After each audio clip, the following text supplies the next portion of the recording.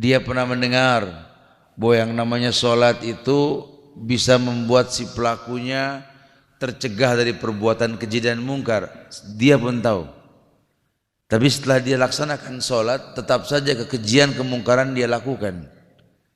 Ini kan akhirnya bisa menjadi sebuah fenomena baru, bahwa ternyata tidak selamanya orang yang sholat itu tidak berbuat keji dan mungkar. Apalagi di negeri yang mayoritas muslim. Buat orang yang mungkin nggak mendalam masalah agama akan mencibir nanti, yang sholat saja korupsi, yang sholat saja menghalalkan yang diharamkan. Lihat aja tuh yang sholat malah menghalalkan bom bunuh diri. Lihat aja tuh yang sholat mencaci maki, menghujat pemerintah dari pinggir jalan, mengatasnamakan jihad. Padahal Rasul tegas dalam Sahih Bukhari mengatakan, syibabul muslim fusuk wa qitaluhu kufrun. Mencaci maki orang Islam dari pinggir jalan fasik, membunuhnya kafir. Mana bekas ibadahnya? Ini ulama enggak membiarkan. Setelah terkritisi ternyata sebabnya satu, bahwa mereka beribadah tanpa iman. Sementara di Islam kita diperintahkan untuk paham bahwa agama yang mulia ini adalah agama yang Allah inginkan manusia berada di atasnya, seperti apa yang Allah perintahkan, Nabi contohkan. Karena tidak ada konsekuensi dalam Islam kecuali wa ma kana lil mu'minin wala mu'minatin idza qadallahu wa rasulahu amran ayakuna lahumul khiyaratu min amrihim. Tidak ada pilihan lain buat orang yang beriman, baik laki maupun perempuan. Kalau Allah dan Rasulnya telah tetapkan hukum, kecuali mengatakan sami'na wa ata'na. Dan syariat adalah seperti itu. Makanya ulama menyusun beberapa kitab mengiring orang untuk tahu bahwa ternyata memang bukan cuma mengatakan Allah saja sebagai Rabb yang diibadahi dengan benar, tetapi dikedepankan nafi, penghapusan ilah, penetapan hanya Allah, la ilaha illallah. Adanya an-nafi, adanya at-tasbit. La ilaha di sini dihapus, ilah yang kau ibadahi hapus. Illallah tetapkan hanya Allah. Ini tauhid.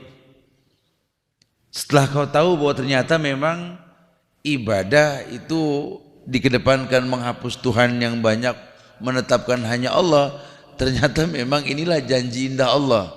Kalau sampai tak kau lakukan, wa ma lizzalimina min ansar. Tidak akan pernah ada penolong buat orang yang berbuat syirik. Karena menduakan Allah menjadi penyebab datangnya keburukan.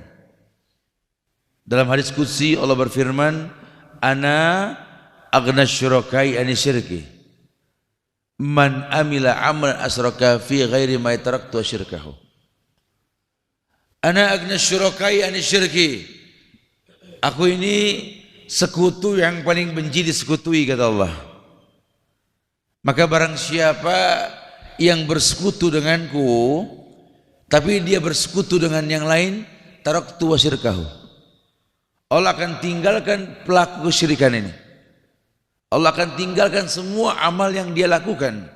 Karena Allah enggak butuh amal yang ada kesyirikan di dalamnya. Allah enggak butuh sebuah amal yang berkolaborasi dengan perbuatan maksiat. Alasannya simpel. Karena setiap amal yang kau lakukan dengan cara yang betul dan contoh yang betul, amal tersebut akan mendatangkan hidayah buat si pelakunya. Selama memang kita enggak mengkolaborasikan. Walladzina amanu wa lam yalbisu imanahum bizulmin ulaika lahumul amnu wa hum muhtadun. Alladzina amanu, orang yang beriman, walam yalbisu imanahum bizulmin, yang tidak mencampur adukan antara iman dengan kezaliman. Ulaika lahumul amnu wa hum muhtadun. Mereka dipastikan akan mendapatkan al-amnu, ketenangan dalam hidupnya. wahum muhtadun, dan mereka orang yang diberikan hidayah. Ini kan jelas sekali, ayat ini menjelaskan bahwa bagaimana orang bisa mendapatkan hidayah kalau jiwanya tidak tenang, dan bagaimana jiwanya bisa tenang kalau masih ada kesyirikan, baik secara pribadi maupun secara umum. Karena tidak mungkin datang keberkahan tanpa cara yang dicontohkan Rasulullah sallallahu alaihi wasallam.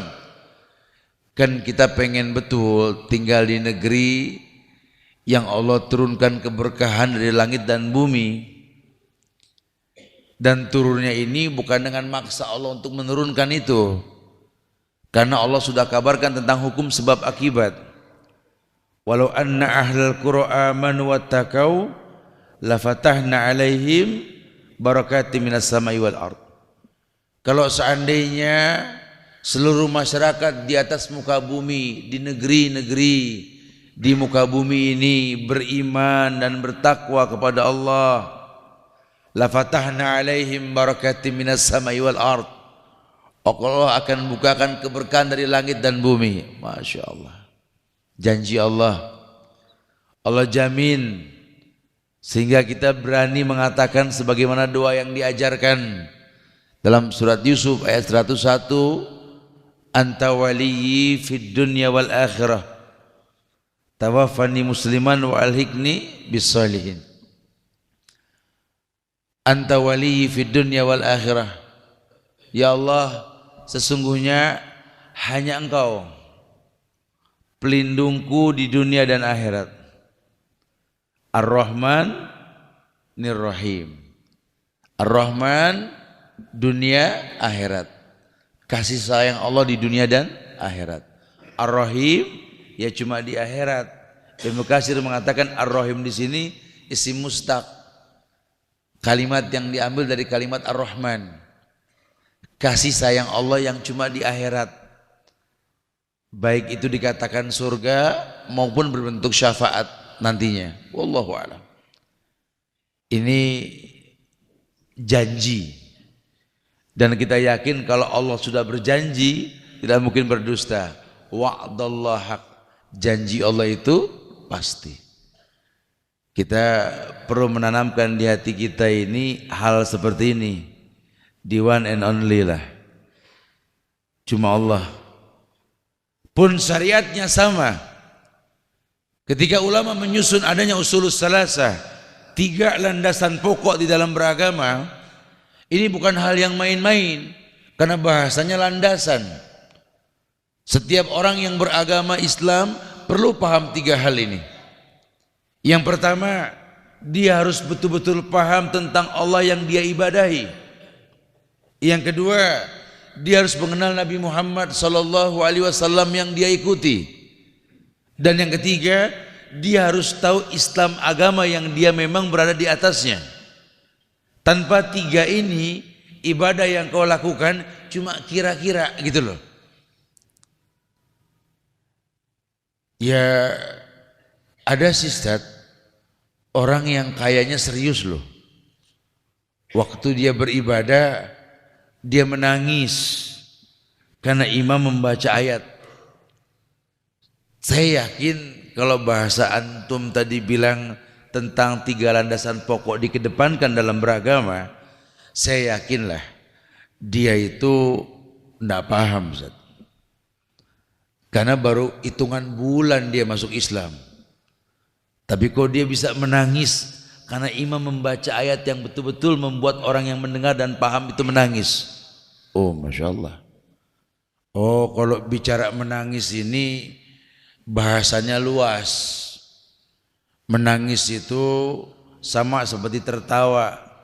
Ini penyakit yang bisa menular juga gitu loh. Seperti penyakit menular. Saya tidak katakan itu penyakit. Karena banyak orang juga yang menangis ikut-ikutan menangis, tertawa pun ikut-ikutan tertawa gitu loh. Tapi memang pasti ada efek lah. Kalau dia paham sesuatu yang lucu, dia akan tersenyum dan tertawa. Nabi pun tertawa, sahabat pun tertawa. Asal selama tertawa itu bukan karena sabab mencemooh agama atau mungkin karena sesuatu yang gak layak diketawain. Karena banyak orang sekarang ini kadang-kadang ketawa geli nonton acara-acara yang dibuat, ya. Sebentar berdialog, canda tawa, kebohongan yang dilontarkan. Kita ketawa, ini nggak boleh, beda. Tapi kalau seandainya memang layak untuk tersenyum ya silakan saja. Ya nggak mungkin lah hal yang lucu kita cemberut, yang nggak pas gitu. Atau mungkin sebaliknya menangis pun sama. Ini orang menangis loh Ustaz. Kalau bicara paham sih wallahu alam, tapi dia menangis loh Ustaz. Entarlah urusannya selesai sholat kita tanyalah. Karena yang menangis banyak betul ini. Antum, kenapa antum menangis? Apa antum enggak mendengar tadi imam baca? Masya Allah. Itu ayat menggetarkan jiwa saya. Mengecilkan diri ini di hadapan Allah. Ayat-ayat itu betul-betul membuat mata ini enggak bisa menahan jatuhnya air. Subhanallah. Ayat menggetarkan jiwa. Ini wajar ini. Makanya saya nggak kuat lah saya menangis. Nah kalau antum sendiri yang lain ini nih, kenapa menangis? Ya saya menangis karena saya nggak paham gitu loh. Ya kan berarti lain cerita ya. Saya mau batal yang nggak enak. Karena saya nggak pernah mengerti di mana ini ayat berhenti gitu loh.